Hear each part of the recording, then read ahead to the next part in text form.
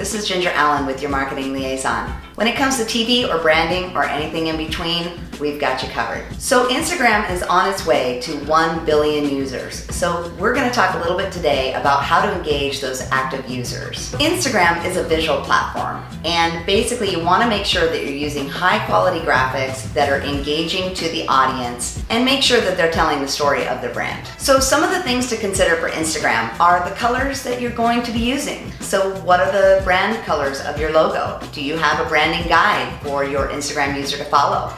The target audience of people that are going to be looking at your Instagram page, the visuals, how they lay out, how does the grid look?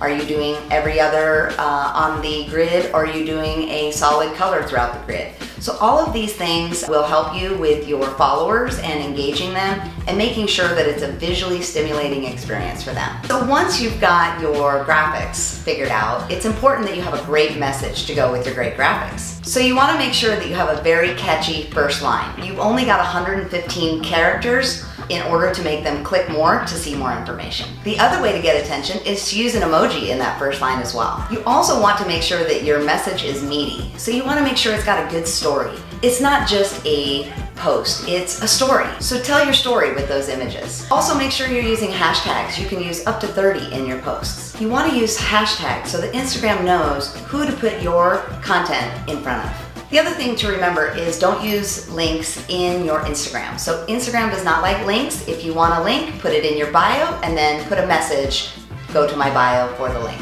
There's another thing about Instagram that is great, and that's called stories. And we'll do another video about that. And finally, I'd like to end with saying Instagram, again, is one of these platforms that you really need somebody that's an expert in Instagram.